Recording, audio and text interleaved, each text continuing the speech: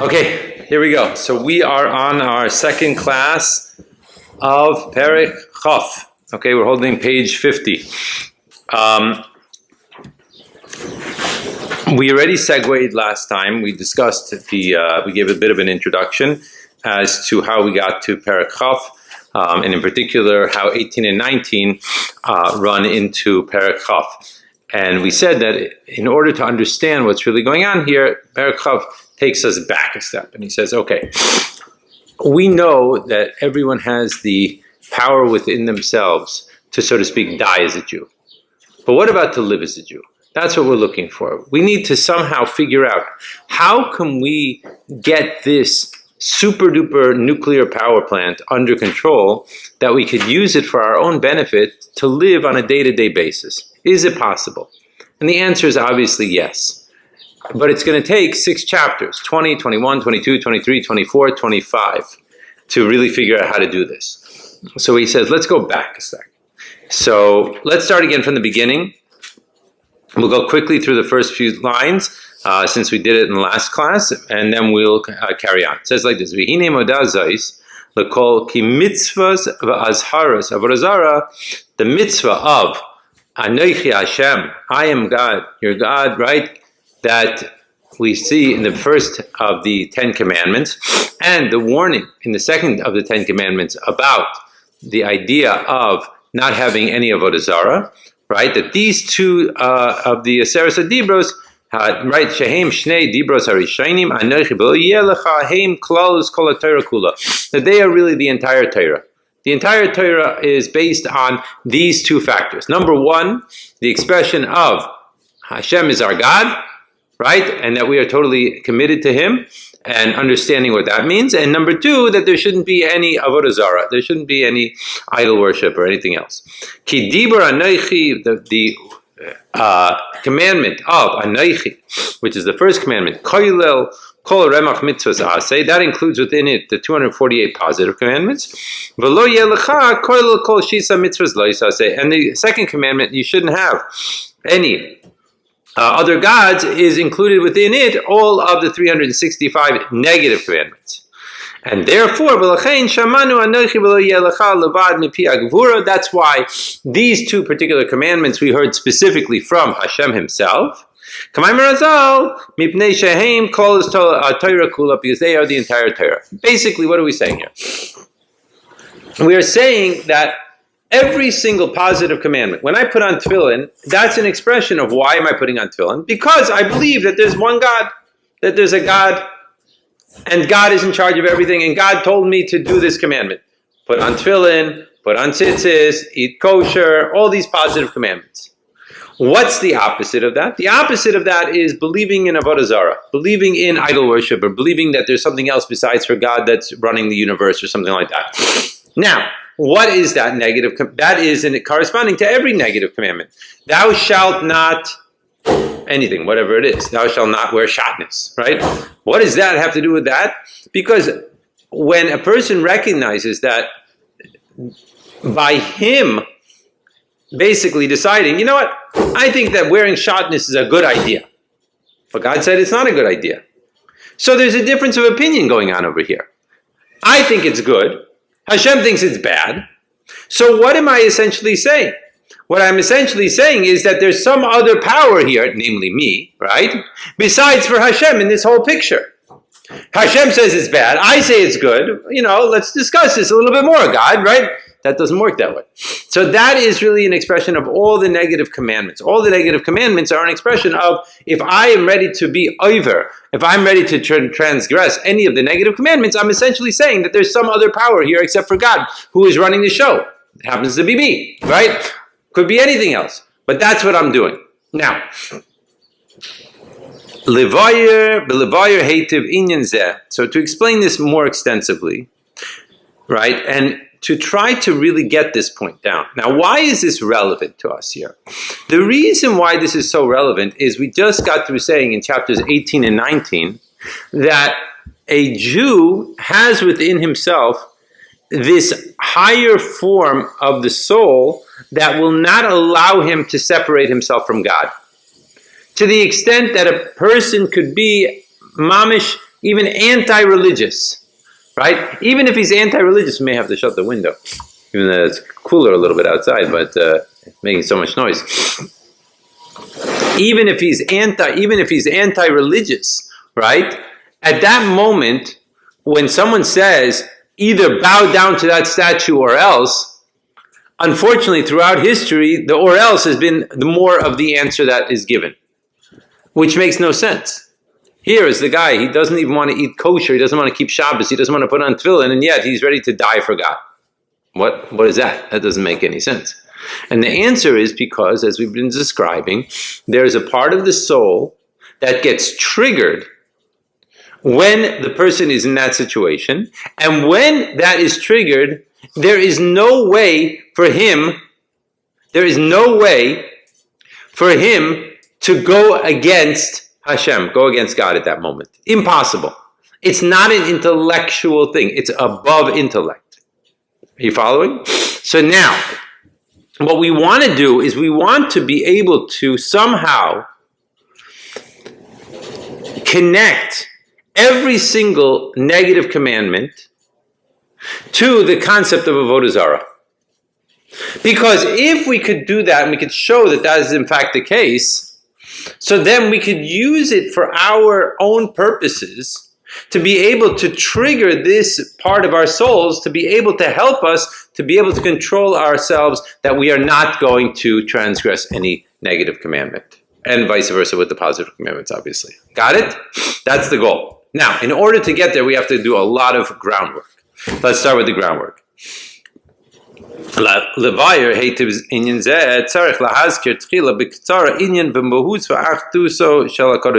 So in order to understand this, we have to first mention, at least in a short way, the essence of what is known as the Achdus, the oneness of Hashem. Shenikra Yachid v'miyuchad. That he is known as Yachid v'miyuchad, he is totally unified, united. Now, in Bichlal, we've seen in many places the idea that we believe that there's one God. But if you ask most people, and you say to them, what does it mean that there's one God? Hashem Elokeinu Hashem Echad. So they'll tell you, right, there's like one God, he's sitting there in the skies somewhere, he has a big computer or whatever he has, and he's looking at everything, and he's in charge, and no one else is in charge. There's no other God. So it's only him, right? That is the vision that most of us grew up with. Along comes the Baal Shem Tov and Chassidus, and they bring out from Kabbalah a very, very different idea in this whole story. And what we are learning, what we're knowing from this whole mystical perspective is not that there is one God. Hashem Echad does not mean that there is one God as opposed to two. Right, like in other words, there's one, and then there's another guy over there. Or talk about it, like what we have in common American culture. Right, there's the angels and the devils. Right, there's two sides of this going on, and they're fighting between each other. Who's going to win out? It's not like that. The one God means there's one, and there's nothing else here except for God. Achdus Hashem. There is nothing else in existence except for Hashem. That's the idea of the oneness of God. And when we say he's Yachid v'miyuchad, it means that his unifying power is included in everything. Everything is consumed by him. There is nothing that he is not. Right? It's not like there's one guy upstairs that's, he's God and everyone else. That's not what we're talking about here. Achdus Hashem means there's nothing else in existence except for God. That is the point of view that Chassidus is spending a tremendous amount of time talking about. Now, in Tanya, we have an entire book that is focusing on this discussion. It's called Shar Yichud Ve'emunah. It's the second book of the Tanya. Okay, over here, he mentions this discussion, and he goes into a mashal for chapters 20 and 21. He mentions it again in chapter Lamed Gimel, for example. In Lamed Gimel, in chapter 33 of Tanya, he mentions the mashal, the example that he brings over here in chapters 20 and 21, and plus he also mentions the famous example that is brought in Shar Yichud Ve'emunah. So he brings a different mashalim, different examples of how to get this idea incorporated into our own minds. So let's start. So he says like this, B'kol ma'aminim. Everyone believes, Shahu levado hu, that he is alone, Kamo shahaya kaidim shenivra ha'olam mamish, just like he was before the world was created. Shahayahu levado, as he was alone then, he's alone now. Kamo shekasav atahu ad shelo nivra ha'olam atahu misha nivra, like we say in davening every day in the morning, that you were one before the world was created, and you are the same one after the world was created. There is no distinction. Perish. What does that mean? Hu mamish bli shum shinui. He is alone without any changes. K'dichsiv ani avaya lo shanisi. I am God. I have not changed at all. Ki olam hazeh v'kol ha'olamos elyonim. Because this world and all the upper worlds einam poyelim shum shinui ba'achduso yizbarach. Right? So in other words, this whole existence does not impact whatsoever and change anything from his achdus. Now, in Hasidic literature, right, there are a number of different maimarim which go into this discussion, what exactly this gets him to. In general, he mentions here now the idea of the creation from ayin to yesh, from nothing to something. Right? So this is one aspect of what we're talking about when we're talking about the oneness of God. The oneness of God could be looked at in general in two different portrayals. And let's just talk about it outside first, and then we'll get involved in the whole discussion inside, either later today or tomorrow's class. The first part of the discussion is this idea of how Hashem is creating the world nothing to something every single instant. That's the basic concept. Now, what is that predicated upon? According to many of the earlier philosophers, there was a concept called the primordial atom, which means that there was a primordial substance which God then used. Most of those philosophers believed in a God, right? And this God used this primordial substance to make a world. So he took something that was, he changed the form, and made it into the world that we know. That's basically one of the earlier philosophies, right? Not a Jewish philosophy, but that's an earlier philosophy. Along comes Jewish Kabbalah, and it describes it differently, and describes it in a way of that it's not that the creation is something to something. For example, something to something in our world would be, let's say that you have a block of silver and you want to make a Kiddush cup with that block of silver. So you take the silver, you melt it down, you put it into a mold, and you put it into the store, and it's considered a block of silver which became now a Kiddush cup. Now, do you need the artisan to be anywhere near this Kiddush cup? Absolutely not. The artisan could die, for all we know, and this Kiddush cup will stay in the world for another 100, 200, 300, who knows how many years. It's not relevant for him to be there. It was his design, his vision, his skills that were put into this particular Kiddush cup, but he didn't bring into existence the Kiddush cup, because the Kiddush cup is really just silver. The silver was there from before, and it's there now. That's the way it is. And that's what's happening. Now, if you would say, well, where did the silver come from? Well, you could say the silver came from, right, there were a bunch of people that were mining it in wherever, who knows where, in Nevada or something like that, and they took it out of the ground, and now they took all these little pieces of silver, and they melted it together, and they became a block of silver. Okay, good. And we could just keep on going back and back and back and back and back and back and back. On and on and on. And as far back as you're going to go, you're still starting with a substance. What Hasidic literature is talking about is something completely different than this. What Hasidic literature is talking about is the creation of something from nothing.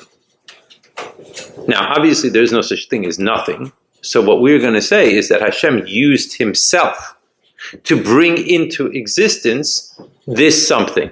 He formed it out of himself, right? Now, the mashal, the example that's given for this is whenever you have something, it wants to constantly go back to its basic common denominator, what its natural state is. So for example, if you take a rock and you throw it all the way up into the air, the rock will continue going for only as long as the kinetic energy surrounds the rock, and then once it starts to dissipate, what's going to happen to the rock? It's just going to go back to its original normal place where it belongs, i.e. on the ground. When you're walking down the street and you see a ball go whizzing by your head, you don't say to yourself, wow, that's so interesting, a flying ball. You say, who threw the ball? Because it's not normal that the ball will continue to go past your head or be flying in the air. That's not its normal state of being. So as long as there's something pushing it to go in the opposite direction or the opposite way than what it's normally supposed to be, it will go in that opposite way. Once that energy stops, it also stops being, so to speak, abnormal. Now, with this in mind, go back to our story of Yesh Me'ayin, something from nothing. What we're saying here is that Hashem is pushing everything into being and making that substance. Now, as long as Hashem's energy is continually pushing into this substance, so then the substance can continue to be. But go back to our story with the rock in the air. If, however, that energy would stop, so what would happen to the rock? It would just fall back to the ground, or in our case, the rock would go back to being absolutely nothing. Nothing that appears in my eyes and is as though it never was there. It would just disappear. This is the first level of Yesh Me'ayin. This is the first level, of Achdus Hashem, called Yesh Me'ayin. Now, we have a similar concept like that in science. In science, you could say, is this a table? Yeah, for sure it's a table. It's a piece of wood on this table. That's what it is, right? But is it really? Well, if you take a microscope, you will see that, in fact, this table, this piece of wood, which is so solid, is actually not so solid. It's actually a bunch of atoms that are put together, and they're in those atoms, right? You have protons, neutrons, electrons. And out of that thing, you have 99.9999999 empty space, and 0.00001% of solid. And then you could break that down even further, and you can go on. These are made out of quarks, and how large quarks are, right? 9999 empty space, and 0. So what appears to me to be a table is, in fact, a table on this perspective. But if I looked at it from a different perspective, quote unquote, a deeper perspective, I would see that it's not a table. It's actually atoms. And if I looked at it from a different perspective, I would see it's not even atoms, it's protons, neutrons, electrons. And if I see, I would go quarks, etc. And how much of it, it's really all empty space going all the way back. It's energy. That's what it is. According to Hasidus, what they would say is that this is a table, because Hashem only allows our eyes to see the table. But in fact, what it really is it's letters of Hashem. It's letters. That's what it is. And that's the energy that's going into this, making it into a physical energy, a physical item. But really, what is it really? It's all energy. That's what it is. That's what this thing is. And that applies to everything. What type of energy? Godly energy. That's what it is. Now, that's one level of this discussion. But you can go deeper. To a deeper level of the discussion is, those letters can be compared to a ray of the sun, for example. The ray of the sun, right, that's shining through our window here, what makes that ray a ray? What makes it a ray is the fact that the sun is not here. The sun is, however many hundreds of thousands of miles away, right? And the ray is down here in this world, coming through my window here. But imagine that you took that ray and you went and you climbed all the way back up to the sun. So if you climbed all the way back up to the sun, would you be able to see that ray in the sun? No. All you'd see is sun. That's all it is. Similarly here, right? So all these letters and all this godly energy that's flying out is like a ray. The only difference is that the sun is not hundreds of thousands of miles away. It's right here because God is everywhere. Leis asar panui minei, the Zohar says. There's no place that he's absent from. So, in that sense, are there even really rays? And the answer would be no. It's almost like a wave in the ocean. Is there really a difference between the water or the water? No, it's all water. It's all it is. So is there really any distinction? No, not at all. That's Achdus Hashem. Those are two different levels of Achdus Hashem, of the oneness of Hashem, that are generally discussed in Chassidus. Okay? Now, with this in mind, right, we're now going to enter in tomorrow's class into the mashal that's given here in chapters Chaf and then Chaf Aleph. Okay?